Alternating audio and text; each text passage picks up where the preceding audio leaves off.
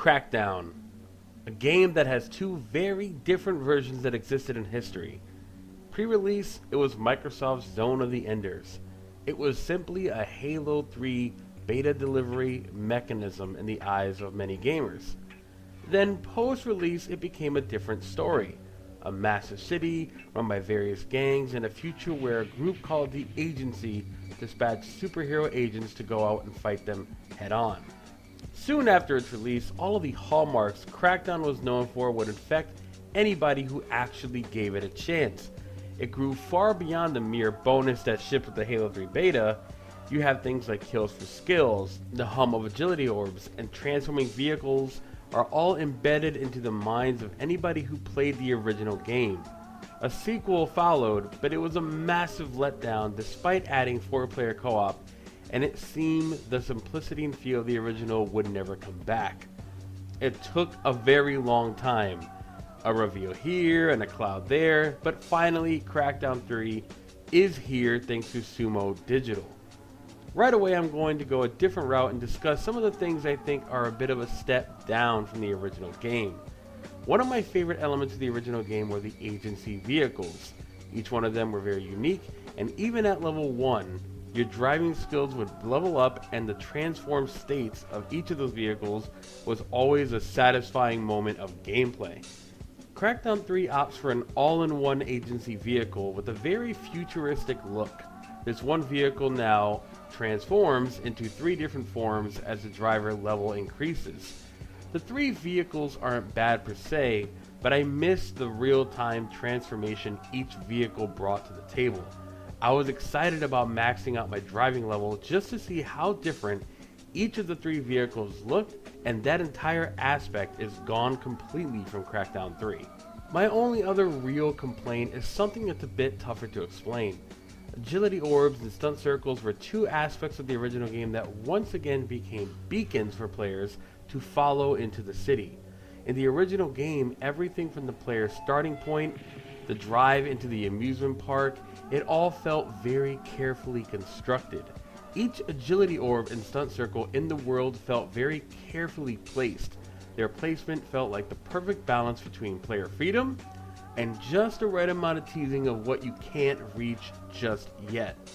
Just like when you felt you found a way to get that one agility orb or stunt ring, you would always catch a glimpse of what lies beyond. That balance was essential to what kept Crackdown such a gripping experience. An open world action game with the precision and exploration of a great platformer.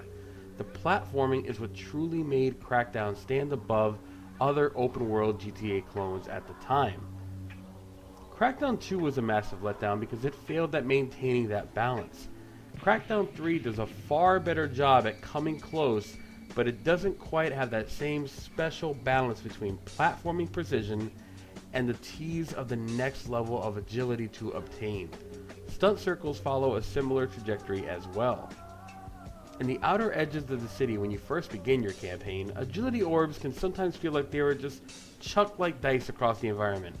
Stunt circles can be placed in seemingly impossible areas, and then you will have a handful of others that require you to just drive up to a ramp and fall off the edge of it. They don't feel engaging or tease massive jumps in the way the original did. Agility orbs seem placed at random with no regards to how you start the game and what a new player can access right when you begin. Now this only really pertains to the early phase of the game, as the deeper you go into the city, the better the placement of those same agility orbs and stunt rings becomes. It seems like a trivial issue, but to me it's important. The build up in Crackdown 3 feels sudden. You start the game in a very short amount of time, it seems like you're already at the mid-game. There's not a gradual ramp, it feels more like a superhero leap. Now with all of that being said, those are really my only problems with Crackdown 3. In every possible way, this game is the sequel I have wanted since the original launch more than a decade ago. For the handful of things that feel like they don't quite measure up to the original, this game outclasses it in every other regard. Right up front, you're treated to an incredible opening cinematic with a very pumped up Terry Crews playing Commander Jackson, giving his crew of agents all of the motivation in the world. From that moment until you beat it, Crackdown 3 presents a much more cohesive and solid narrative than the original even bothered to try. New Providence is the city, and it's ruled by a matter-of-fact group called Terra Nova. New Providence goes for a far more sleeker, Demolition Man-style future vibe than the real-world feeling of Pacific City in the original Crackdown. I love the new environment. The various districts encircle the Terra Nova centerpiece with towering skyscrapers built to overlook the polluted slums and people they rule over. A high-tech monorail flows in and out of the city, and the entire look feels like it's straight out of a graphic novel. Visually, the entire game pops, with enemies, your agent, and weapons causing massive amounts of destruction. Some larger battles can literally fill the screen with explosions and chaos, but it's all very easy to keep track of. All of the weapons look unique, vehicles are interesting design-wise, and the day-to-night cycle is phenomenal. One of the biggest highlights of the original Crackdown was the game's incredible draw distance, and I'm very happy to report that it comes back in full force for Crackdown 3. Audio design is also back and better than ever. Crackdown's impact was largely due to the graphics and sound really combining to make small moments memorable. It wasn't just that you could see the agent leveling up, it was the swirling and the suction of air around them. The pulse they let out as the agency voice broke down how much better you became was a signature, and that returns in full force. Every orb, weapon, and explosion stands out and really helps sell the superhero aspect of your character. Even beam weapons have a nice heft to their sound design, which goes a long way toward making them fun to use. Speaking of weapons, the weapons and gadgets and tools the agents have at their disposal have grown considerably. Standard weapons such as shotguns and machine guns have been accompanied by things called the jackhammer, the mass driver, and gadgets called the replicator. It almost feels like they took weapons that feel like cheat codes and incorporated them into the sandbox of creativity and destruction for you to experiment with. It's always fun to explore and find new weapons to play around with, and the game encourages you to experiment at your leisure with those weapons. Even better is the combat. The lock-on mechanics of the original return, but the enemies have seen a massive upgrade. Terra Nova employs enemies of various types, from drones and armed guards to mechs that shoot acid and hurl huge boulders at you. Each enemy type comes equipped with unique weapons, visual design, and have several different elemental affinities and weaknesses. The balance of enemy weaknesses, weapon variety, and tools the player has leads to a much stronger combat dynamic across the entire game.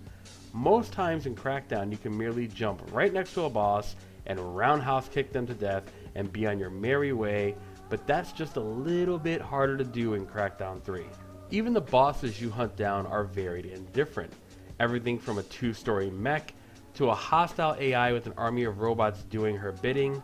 Each boss is highlighted with a very slick motion comic motif that emphasizes the graphic novel feel and sets the stage for their showdowns. Rounding out the package are the multiplayer options. Now the tried and true co-op of the original returns, and it's just as good as ever. It allows you to select your partner before you even boot up the game, and if you have a friend to play with, you can experience the entire game front to back as a duo. Also included in the multiplayer suite is a mode called Wrecking Zone. In fact, the campaign and Wrecking Zone are two separate launchers. A curious choice, as competitive multiplayer has never been something this series was known for. Wrecking Zone is the home of the now infamous cloud-based destruction people have clamored for since the first tech demo years ago. What is on hand is not as broad as what was displayed in that tech demo, but in all honesty, that was always billed as a tech demo and nothing more. What Wrecking Zone does do is deliver on the promise of cloud-based destruction, and although it loses its luster after a few rounds, it does impact the gameplay in a meaningful way.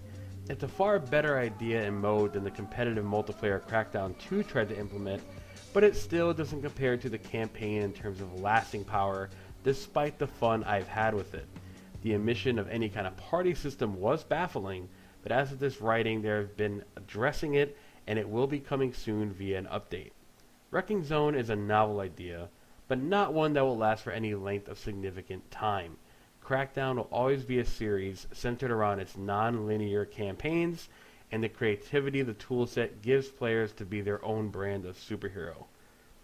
Kills for Skills makes a grand return, and Crackdown 3 is a sequel fans of the series have been waiting patiently for since the original launch. Make sure you pick it up. It is an 8.6 from me. This is the Rectify review. I am Dave Rodriguez. I hope you guys enjoyed it, and I'll see all of you next time. Agility orbs, Agent. Go get 'em.